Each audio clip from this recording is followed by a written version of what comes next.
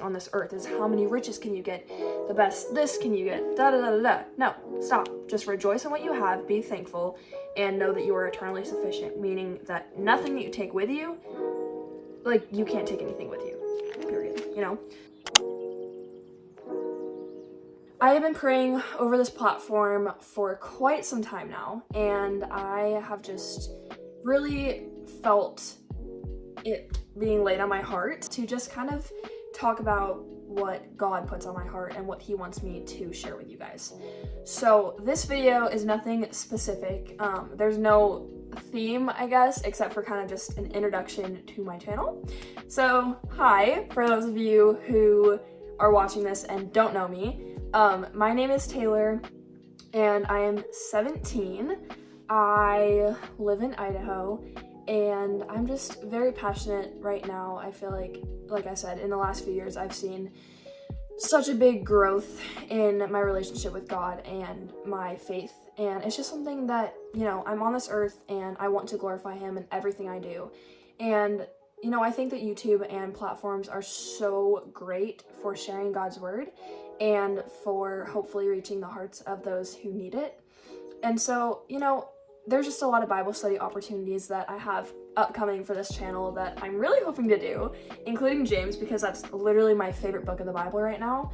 I love reading it and I love everything in that book. And so, I don't know, there's just some very exciting things that could be coming up in the future.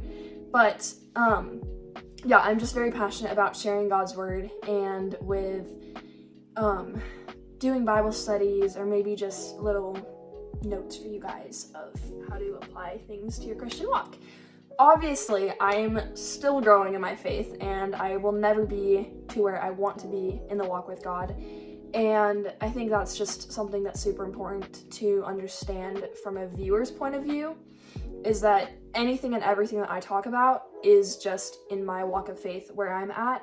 And obviously there's others out there who maybe have grown more in that field than I have, but I will just be sharing what God puts on my heart in the state that I am at. So hopefully it goes well. I kind of wanted this video to just kind of be an introduction of what this channel is going to be about and kind of like the main point of this channel.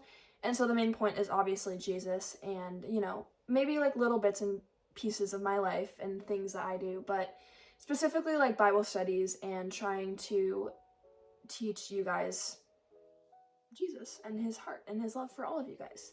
A little verse that I kind of want to touch on just like in this introduction, because I was reading it recently and it just kind of like stayed in my brain like until now, and I just feel like it's something that I probably should share. So I was reading through Ecclesiastes, which if you guys don't know about Ecclesiastes, it is basically a wisdom and poetry book in the Bible, and it's kind of just like the meaning of life, the grief of the world, and value of wisdom. But the background of Ecclesiastes is kind of just the like writer of it almost, which is like assumed to be Solomon, is basically looking at the world from a like, I don't know what the word would be.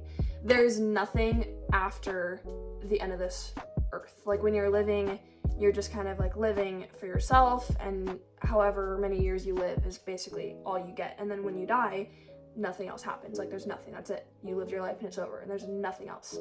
And so in Ecclesiastes, it talks about under the sun, and under the sun is basically just the definition of life with no eternity. Under the sun in Hebrew means the earth, so it's just referring to like living on the earth, living your life without an eternal, like eternity perspective. And so, you know, I don't know exactly how many times under the sun is mentioned in Ecclesiastes, but it's almost in every single like chapter in Ecclesiastes. So 2 verses, because I just finished it, in chapter 12, verse 7 through 8. And then I'm also going to be reading 13 and 14 of chapter 12. When I was concluding the whole chapter, kind of just, I was like, oh, this is a very good end to the book of Ecclesiastes. But chapter 12, verse 7 through 8 says, "Then shall the dust return to the earth as it was, and the spirit shall return unto God who gave it. Vanity of vanities, saith the preacher. All is vanity. So those verses are a very key factor in the book of Ecclesiastes, and I had to find the exact one that I was referring to earlier. But in chapter 5 of Ecclesiastes, verse 15, it says, As he came forth of his mother's womb, naked shall he return to go as he came, and shall take nothing of his labor, which he may carry away in his hand. So chapter 5, verse 15 is basically saying, like, you come into this world naked with nothing, and you will die the same way. So if you know, like, ultimately that's kind of what everyone goes through. You come into this world, you're not born with anything, you're born with yourself and the Spirit of God, and that's all you're born with.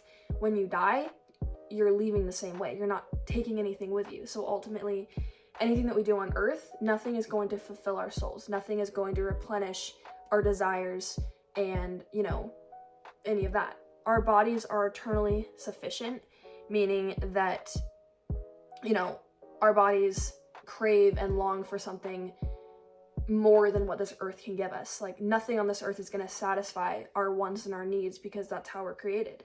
We're created to, you know, have eternal things, eternal life. And so working for all these riches and all of these materialistic things on earth, none of that is going to satisfy us ultimately. And when we die, we're not taking any of this with us. It says in verse 15 that we shall take nothing of his labor. So anything and everything that you work for on this earth doesn't matter. You're not taking it with you when you die. What is the point of it? You know? And so I think that's something that's just super important to kind of come to terms with, is like, yes, God gives you riches, and I'm not saying that's a bad thing. In chapter 5, verse 19, it says that every man also to whom God hath given riches and wealth, and hath given him power to eat thereof, and to take his portion, and to rejoice in his labor, this is the gift of God. Saying that, yes, you can have riches, it's not a bad thing. Rejoice in them. Give thanks to the one who gave you the riches, the one who created you. And so it's basically just saying, like, that's not a bad thing. Just make sure that's not your only thing that you are, like, prioritizing on this earth, is how many riches can you get, the best this can you get, da da da da da. No, stop. Just rejoice in what you have, be thankful, and know that you are eternally sufficient, meaning that nothing that you take with you, like, you can't take anything with you, period, you know? So going back to 7 and 8, chapter 5, verse 15 goes in hand with chapter 12, verse 7 through 8, because after thinking, like, okay, like, I'm born into this earth naked with nothing, it refers that in verse, like, in chapter 5, which was 5 chapters ago. In the end chapter, when it says, then shall the dust return to the earth as it was, and the spirit shall return unto God who gave it. Vanity of vanities, saith the preacher. All is vanity. Okay? So, when we think about the other one, which, by the way, vanity in Hebrew also means emptiness, vapor, steam, folly, vanity.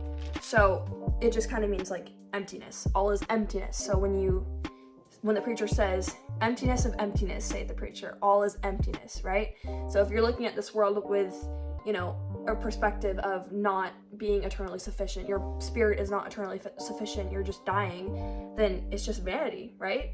Like, us being on this earth is vanity. There's no point to it. It's emptiness. Where do you find your fulfillment? In the things that you have on earth that aren't going to satisfy you?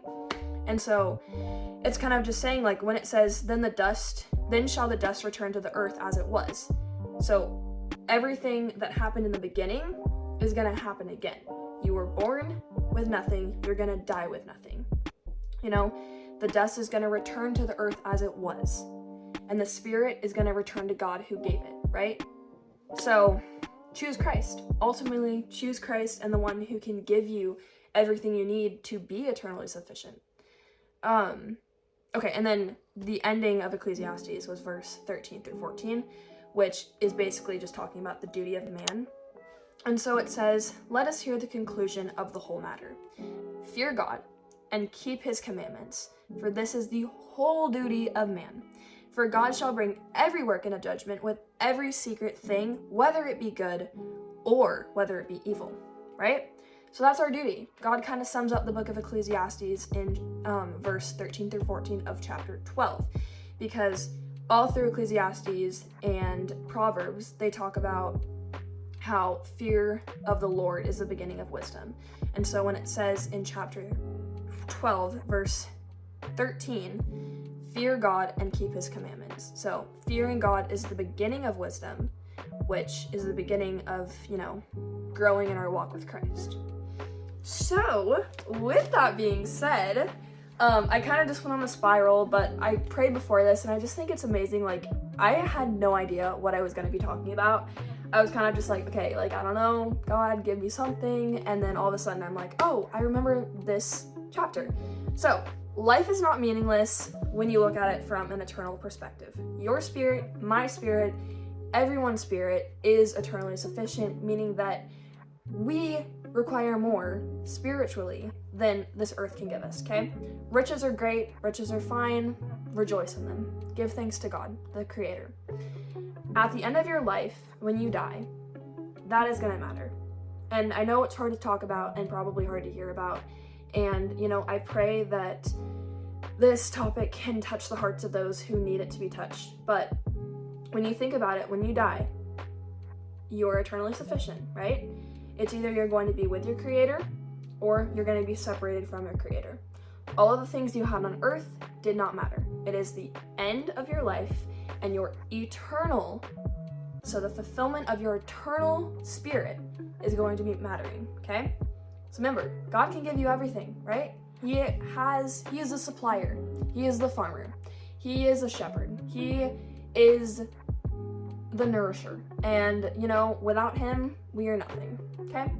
So I guess it's kind of just something that I just felt the need to talk about. But this YouTube channel is going to be glorifying God in everything I do, and I pray that it reaches the right community. I pray that I can help people grow in their walk with Christ and show people the just fulfillment of Christ and his impact on our lives. There is more to your spirit and to your life than what you think there is. And I just pray that, we will understand that and come to terms with God and ask for wisdom, because all we gotta do is ask and we will receive. But if you do want to do a further Bible study on kind of what I was talking about, Ecclesiastes and Proverbs is what I'd recommend, specifically Ecclesiastes because all of that is in the book of Ecclesiastes. I will be leaving the verses that I talked about in the description under this video, so if you want to further study what I talked about, go ahead and do that. But thank you guys so much for watching this video. It might have been a little bit chaotic because I feel like I got super excited and was like, oh, wait. So hopefully you got out of it what was intended to get out of it. The prayer that I want to leave this video with for any of you viewers is that, we can think. I pray that God convicts all of you of your thoughts of, the end of your life and just life on earth in general. So I just pray that, you guys all come to Christ and you realize that he has a place for you. He loves you. He created you. He wants the best for you. And so I just pray that you guys leave convicted of this video and of Ecclesiastes chapter 12 and chapter 5. And I don't really know what the next video is going to consist of. I don't have a set schedule quite yet, but I'm hoping that by God's grace, we will have that very soon. So thank you guys so much for watching, and I will see you guys in my next video.